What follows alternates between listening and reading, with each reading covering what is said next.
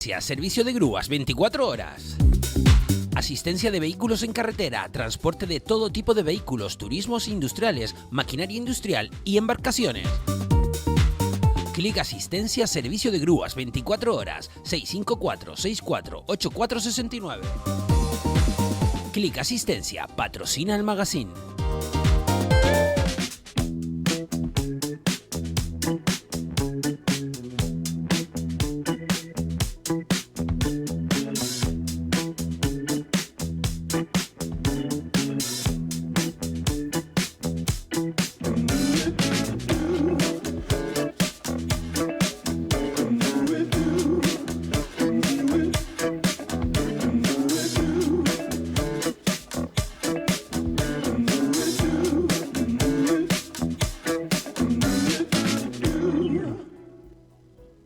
Bienvenidos y bienvenidas al magazine de Biosfera Televisión. Vamos a empezar nuestro programa hablando de este libro, Tirando de la Línea, escrito por, la que tenemos por aquí, por Inés Caraballo Medina.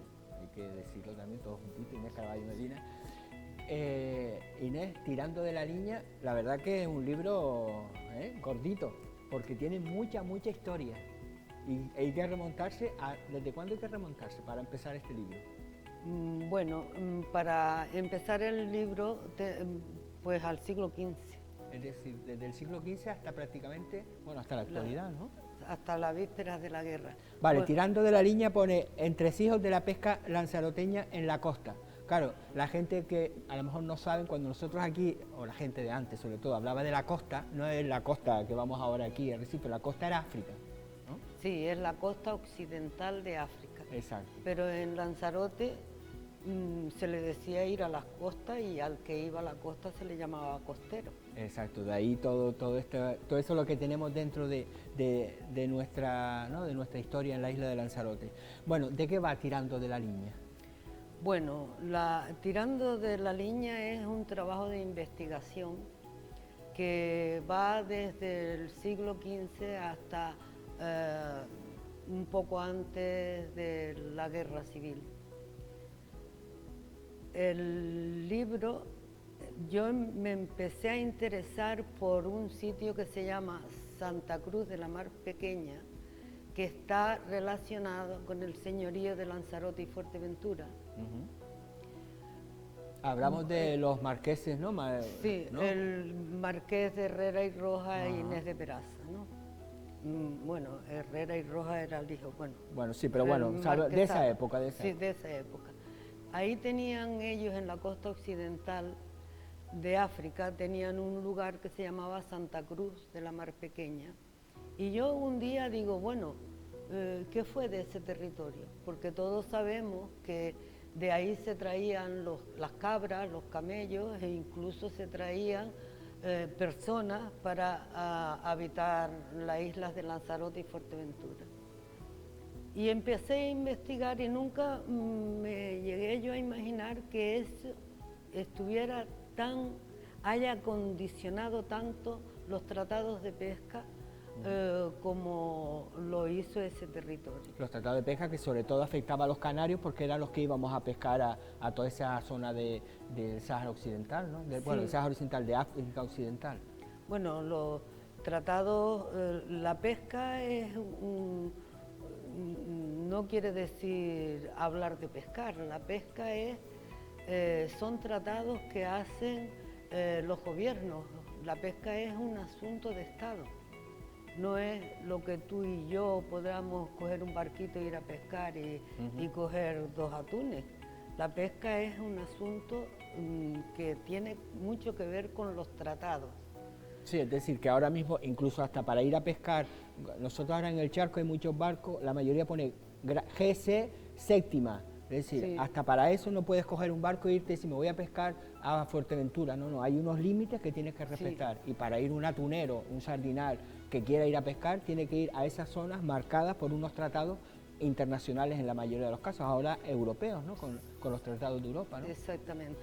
Bueno, esto cuando la guerra de África se hace un tratado y el tratado conocido como Tratado de Guadras, En ese tratado, en el artículo 8, habla de una factoría, de ceder una factoría para la pesca. Pero claro, ese tratado se hace después de la guerra y se hace con Marruecos y no se hace, y Marruecos no puede entregar ese territorio porque no es de él, ese territorio es de los saharauis. Bueno, ahora ya se lo hemos Y dado. ahí se crea un conflicto, que dura muchos años. Bueno, ese territorio es lo que hoy se llama, la Santa Cruz de la Mar Pequeña, el castillo estaba colocado en lo que hoy se llama Lagunas de Naila, cerca de Tarfaya. Sí, hay de hecho el mismo castillo que está en el puerto en el puerto de la Luz, creo, que es en Gran Canaria, que era de esa misma forma, creo, el del puerto de la Luz, esa torre. Sí, esa era torre. una torre así que ahora casi, quedan todavía los cimientos. Sí, ahora lo veremos por ahí que queda, esta zona donde se está identificado, y ahí eso pertenecía a España, era como una provincia, ¿no? Sí, eso pertenecía a Lanzarote, al señorío de Lanzarote. Verdad, Lanzarote, sí. Al señorío de Lanzarote y Fuerteventura. Pero claro, una vez ese territorio se cambia por IFNI. Y para pero cuando hablamos que era de Lanzarote, no es que allí se creó un núcleo poblacional que había gente de Lanzarote, sino que... eso era una torre, una torre de defensa, y donde iban ellos a pescar, porque yo estoy convencida de que los primeros pescadores de esa zona fueron lanzaroteños, porque para hacer la torre se dejó allí a personas y esas personas eran las encargadas de alimentar a los demás trabajadores. Yo estoy segura que los primeros... Sí, claro, ¿de dónde iba a coger el personal? No iban a venir de la península para venir a Lanzarote, para después de Lanzarote ir ahí, es decir, que eso ha tenido siempre la vinculación, que por eso usted se ha interesado también, ¿no? Es decir, esa vinculación que ha venido de forma histórica entre toda esa zona de África y la isla, ¿no? Sí, bueno, se sabe que en tiempos de Isabel II estuvo aquí un comisario regio que se llamó don Manuel Rafael Vargas. Don Manuel Rafael Vargas es el que hizo, bueno, la calle del ayuntamiento de Recife se llama Avenida Vargas. A esto. Y el muelle de la pescadería, a todo el mundo le suena, porque ahí don Manuel Rafael Vargas montó ahí una pescadería, que el edificio estaba donde hoy está la delegación del gobierno. Esa pescadería estuvo ahí durante 4 años. Empleó a muchos barcos, empleó a 30 mujeres arreglando el pescado, y eso fracasa porque no encuentran marineros para ir a pescar, porque todos los marineros estaban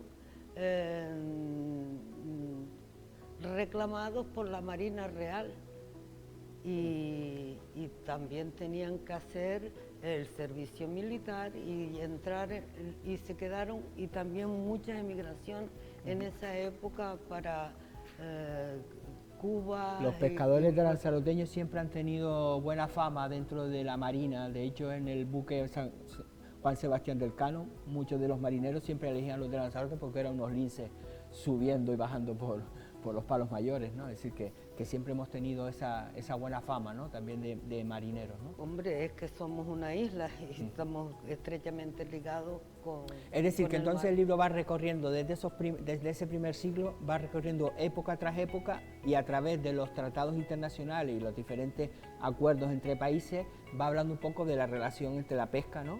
Me imagino, sí. La pesca ligada a esos momentos históricos, ¿no? Sí. Bueno, en el libro se habla de los saharauis, se habla de los conejeros, de los barcos, de los tratados de pesca, y se habla de nombres de barcos, quiénes eran los dueños, Sí, por y ejemplo, aquí todo habla eso. de la goleta, el bergantín Goleta Dolores sufrió un accidente cerca de Alegranza, es decir, que va relacionando, ¿no? Para Sí. un poco también ponernos en contexto cómo era la pesca en ese momento. Bueno, hablando de la goleta Dolores, en el año 1860 hubo un señor interesado en crear una factoría, hacer puertos y todo esto en Cabo Jubi, que en ese momento se llamaba el Cabo Nun, porque el Cabo Jubi ha cambiado de nombre según quien fuera ocupándolo. Y ahí sí vivieron lanzaroteños en Cabo Jubi. En Cabo Jubi, en Sí, Cabo sí. Blanco, en La Güera y en Villa Cisneros, en toda esa costa fue ocupada por muchos canarios. Bueno, entonces se quería hacer ahí una factoría, ¿no? Se quería en Cabo Jubi una factoría y hay un tal señor Puyana que hace tratados con las cávilas que viven ahí y les promete hacer una factoría, un muelle y todo lo necesario para desarrollar una industria de la pesca. Pero ¿qué pasa? Que en ese, y además el señor Sí, de la tribu. saharaui vienen a Lanzarote se interesan, vienen a Lanzarote para ser tratados, pero de Lanzarote los mandan a Las Palmas y de Las Palmas los mandan a Madrid, porque es que nosotros no tenemos poder para eso. Y en ese momento, entonces a España en ese momento no le interesa esa factoría en Cabo Jubi, porque en ese tratado de Guarrat, así como se habla de una pesquería para Canarias, también se habla de Ceuta y Melilla, de los límites de Ceuta y Melilla, el famoso cañón, el disparo de cañón que marca los límites de Melilla. O sea que en ese momento hay muchas cosas que se están desarrollando allí. Los pescadores siempre se veían envueltos en la política. Y ahí en ese momento es cuando se atrapa varios barcos de Lanzarote, entre ellos el Dolores y la Esperanza y unos cuantos Que ahora más. recientemente, el 20 y pico de noviembre, que fue lo de la Esperanza del Mar, que también se vieron pescadores involucrados precisamente en ese conflicto entre Marruecos y el Sáhara, ¿no? Que al final siempre los pescadores han tenido que dejar de pescar o ir echándolo de un lado a otro, ¿no? Subiendo la línea que hacían según intereses políticos. Que no solo hablamos de Marruecos, ahí está Francia, estaba Alemania, estaba Inglaterra, es decir, que pescar en todas esas aguas es un rebumbio político. Bueno, eso es un enredo de verdad. Porque Por eso hay que leerlo, ¿eh? Esto lo que significa que te lo va desenredando. Sí, es de verdad porque también tuvo que ver con la colonización de África, los tratados de pesca, porque tanto Inglaterra como Francia lo que querían era hacer una transversal de unir Inglaterra, Egipto con Ciudad del Cabo y Francia, Argelia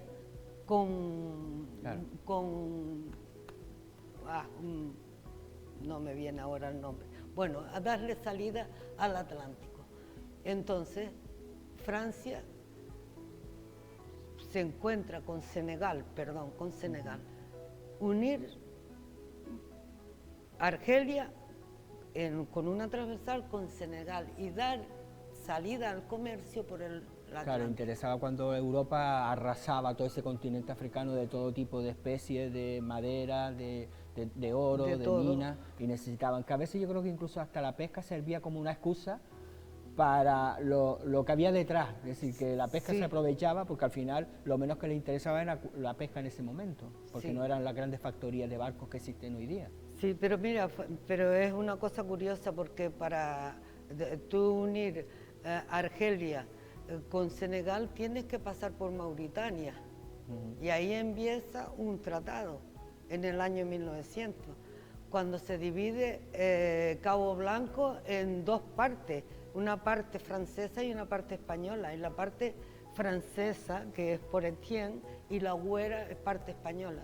Y eso se divide ese cabo, que hasta entonces había sido español, en el Tratado de 1900, y eso lo hace León y Castillo siendo diputado de Lanzarote. De hecho, hay una parte de Mauritania que hablaba español. Ya cada vez habla menos, pero que digo que era una parte que hablaba español. Era español en una expedición que hizo Julio Cervera, y que llegó hasta la salina de Illil, que esa salina era una cosa muy codiciada por la potencia española. ¿Y cuándo, por qué decidió? Lleva un montón de años, pero ¿hubo algo que le despertó esa curiosidad por la mar, por Santa Cruz de la Mar Pequeña? O... Bueno, hay una porque cosa... usted ha escrito esto, la de Guayada, ¿no? Sí. De la zona esta muy concreta del municipio de Yaiza, Sí. y después La vida en los llanos pedregosos del Rubicón, que habla también de toda esa zona del Berrugo, ¿no? Pero claro, este proyecto ya es un proyecto mucho más documentado, mucho más trabajado, pero ¿por qué decidió meterse ahí?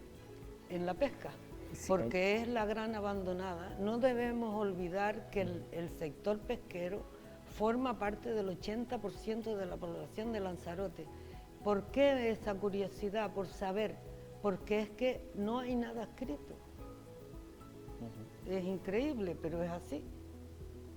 ¿De dónde? De la pesca. ¿Por qué es la pesca la gran olvidada? Cuando, por ejemplo, la pesca fue la que creó el desarrollo en la isla de Lanzarote. Arrecife creció gracias a la pesca y las factorías fueron las que sacaron a Lanzarote de la pobreza. Esa es mi curiosidad y por eso empecé a investigar, pero lo primero que me llamó, por donde empecé fue queriendo saber qué fue de ese territorio, y eso estaba enredado en la pesca, es que me saltó a los ojos. Cómo cada vez que hay un conflicto de acuerdo, de tal, se secuestra un barco canario. Sí. Es que al final los canarios estábamos siempre ahí en medio, Sí. sin comerlo ni beberlo, como Sí, se sí, solía sí. decir, ¿no? Sí. Ajá.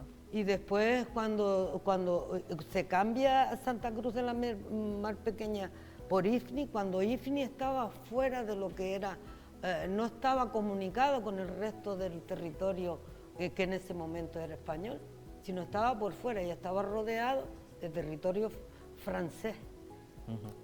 Sí, además, después todos Y los... tardó 60 años en ocuparse Ifni, que el tratado se hizo en 1874, creo recordar, y se vino a ocupar en 1933. Entre una fecha y otra, mira si hay entresijos y de acuerdo. Sí, después además la relación España con el continente africano, ¿no? Del Sí. desastre también que hubo, miles de muertos también, toda esa zona, todo el abandono después del Sáhara por parte de los españoles tras la muerte de Franco. Es decir, que tampoco tenemos esas heridas, yo creo que nunca se han cerrado, No. y parece como que es algo de la historia que no queremos saber.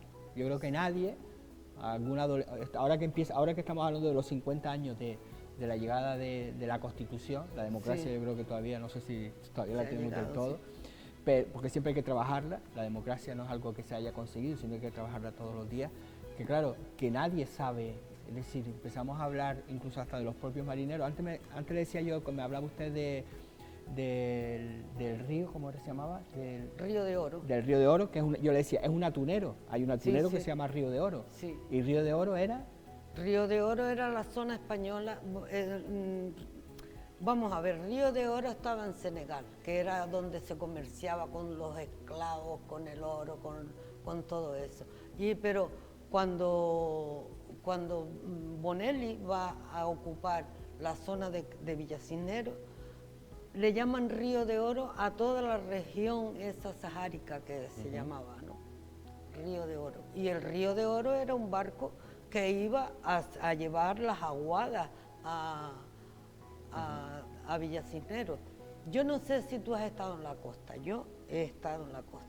Yo conozco Villacinero y conozco el mar, el mar bravío, por eso esa zona es como si fuera aquí la zona de Famara, ¿sabes? Abierta al Atlántico. Y claro, y cualquier cabo, cualquier trozo que les permitiera estar a resguardo, era muy cotizado por todas las naciones. Sí, para buscar esos abrigos, ¿no? Que Sí, esos abrigos. Esos sí. abrigos. Bueno, es un tema, yo quiero decir que es cada palabra que hay en este libro está documentada. Es un tema complicado, porque han sido complicadas Sí, que a veces este tipo son libros de consulta, sí. Porque a veces dices tú es como una novela, no, es un libro, no, es un libro, de historia. Mira, si tú abres el libro al principio verás ahí que hay un mapa, al principio no, detrás de la foto mía, al principio, ahí levanta la solapa. Ah, vale. A ver si no lo ponen aquí para que lo vean. Bueno. Mapa.